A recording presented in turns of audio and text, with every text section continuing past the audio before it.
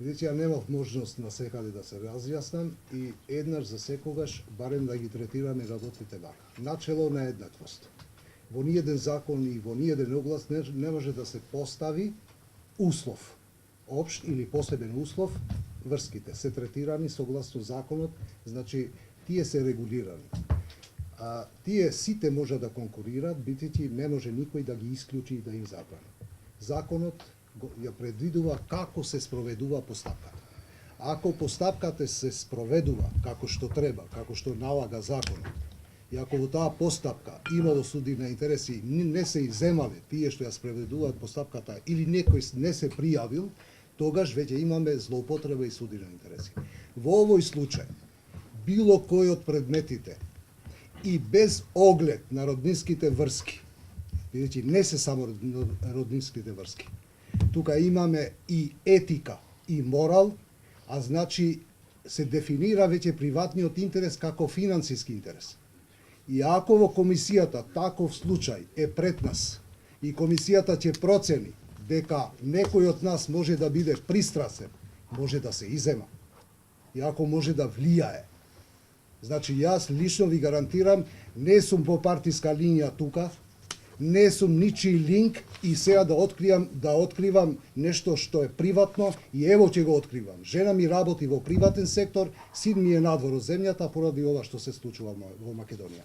Не сум тука да им служам на политичките партии. Пливав во тие води и се воздржувам последните 10 години строго со никого да не комуницирам.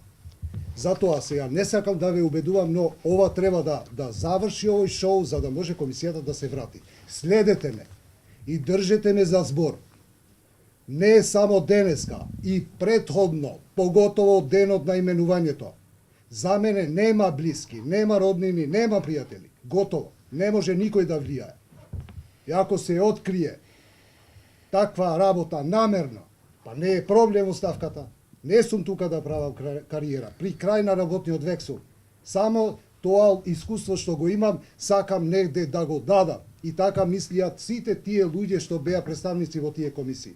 Без оглед што имаше пропусти. И имаше пропусти колку сакате. Требаше да има прашања посебни за нас, не само општини прашања. И некој се ја бара дали требаше јас да се изјаснам по тоа на начин да дигам рака, јас сум Баџанаков.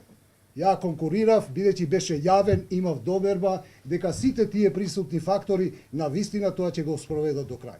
Имаше пропусти и одлучувањето во комисијата за избори, за прашање на изборите, именувањата можеше да биде јавно. Можеше да има времено, ние никогаш немаме време во Македонија. Спроведувавме постапка по скратени рокови. Значи требаше посебно за нас да се истражува, да се бара, да се прашува. Не е скриено ништо во оваа процедура. Жал ми е што ова треба вака да го кажам. Верувајте во тоа. Значи најлесна работа и на крај следете ме. Јас со владиниот сектор работам од 2006 година. Јас со слободен пристап држам и мака сум мачел да обезбедам информации по тие некомпетентни луѓе за да можам да ви услужам, за да можете и вие да работите. Во тоа бидете сигурни и ќе ја имате мојата поддршка колку знам. Кога ќе проценам дека не знам, не можам и спречам на комисијата, јас ќе се повлечам, не е толку проблем тоа. Ама не би се повлекал на ваков начин преку шоу. Или некој тоа да го нарече подло, не знам што, и зло, и ниско, и безобразно. Бидејќи не сум се само јас во прашање и Талат Джефери. Него во прашање се и луѓе од академијата, од универзитети и здруженија и толку луѓе.